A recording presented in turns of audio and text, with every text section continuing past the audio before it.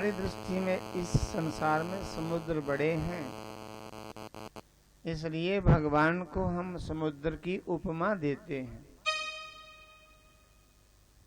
कि भगवान समुद्र जैसे दया सागर हैं। किंतु सागर की भी कोई सीमाएं होती हैं। भगवान की दया की तो कोई सीमा ही नहीं है, असीम, जिसकी कोई सीमा नहीं, सीमित नहीं, असीम। ऐसी भगवान कृपा करते हैं और वही कृपा हम सब पर हो रही है। हम सब लोग उसी कृपा का अनुमोदन कर रहे हैं।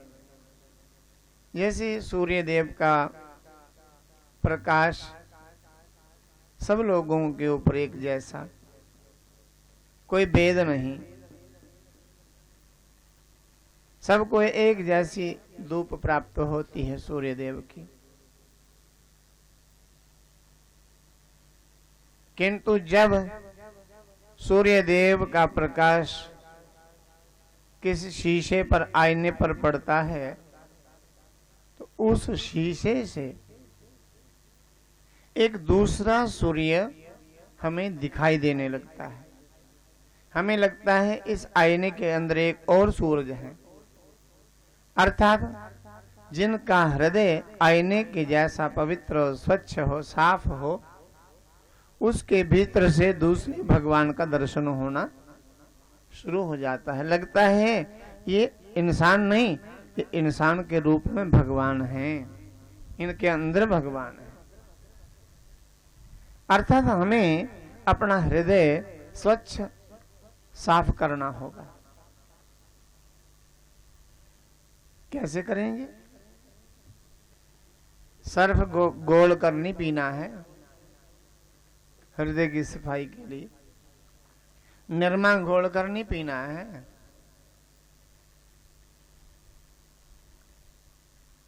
हमारा हृदय हम अंदर बाहर से तभी पवित्र हो पाएंगे जब हम भगवत चिंतन करेंगे, भगवान का भजन करेंगे, भगवान के यज्ञ याग आदि करेंगे। जब हमारे भीतर सेवा का भाव होगा, इसी जीवन के रहते रहते हम भगवान को स्मरण कर लेंगे, याद कर लेंगे, उनका ध्यान कर लेंगे, भजन कर लेंगे, उनकी गुणगाथाएं गाएंगे, श्रवण करेंगे, सुनाएंगे। तभी हम बाहर और भीतर से शुद्ध हो पाएंगे।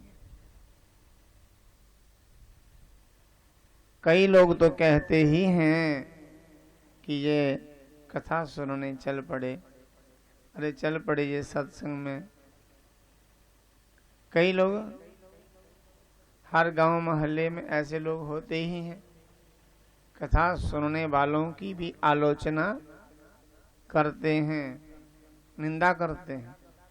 स्वयं कथा सुनते नहीं, सत्संग में जाते नहीं, मंदिर तक नहीं जाते। हर व्यक्ति को अपने धर्म का गर्व होना चाहिए, गर्वान्वित होना चाहिए अपने धर्म पर। हम कौन से धर्म में पैदा हुए हैं, उस धर्म का हम सबको गर्व होना चाहिए। कई लोग मिलेंगे चौक चौराहों पे कि चल पड़े ये सत्संग में, अरे बड़े धर्मात्मा है जी, हम नहीं जाते कभी सत्संग में, हम कभी नहीं गए। पर हमारा मन साफ,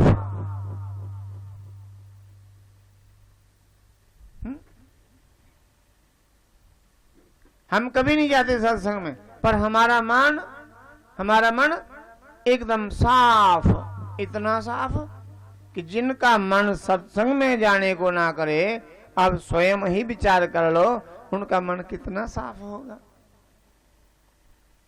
जिनका मन मंदिर जाने को ना करे, विचार कर लो आप, उनका मन कितना साफ होगा।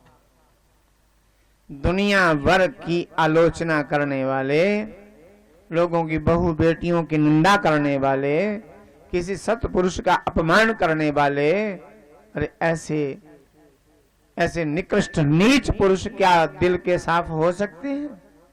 विचार करो मन। जिन लोगों का कर्म अच्छा नहीं, खान पान अच्छा नहीं, जिनकी चर्चा अच्छी नहीं है, कितनी बड़ी मूर्खता भरी बात करते हैं लोग ऐसे कि हमें सत्संग में जाने की आवश्यकता नहीं, हमारा मन साफ। अरे ऐसे कैसे हो गया तेरा मन साफ? कौन सी दवाई पी ली तूने जिससे मन साफ हो गया?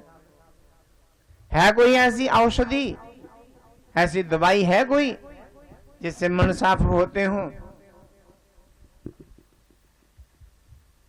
हमें अपने जीवन में पवित्र क्रियाएं करनी पड़ेंगी, पवित्र भाव रखना पड़ेगा, पवित्र कर्म करने पड़ेंगे, तभी मन की शुद्धि होगी। मन अपने आप शुद्ध नहीं हो सकता।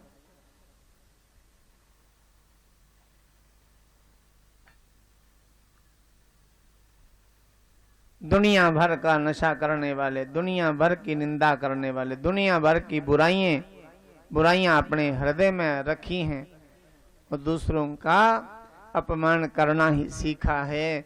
कभी सद्भाव नहीं रखा, कभी सत्संग श्रवण नहीं किया, कभी संत पुरुषों की साधुओं की सेवा नहीं की, कभी गौ को आदर नहीं दिया, कभी वेद को सुना ही नहीं, पढ़ा ही नहीं, तीर्थों का सेवन किया ही नहीं, भर पेट गधों की भांति पेट भर लिया, भोजन कर लिया और विष्ठा त्याग दी। इसी से मन साफ हो सकता क्या? अरे खाना पीना सोना ये तो पशुओं के भी काम, बंदे में फर्क यही के जपे हरि का नाम। एक बड़ा निर्धन गरीब आदमी था,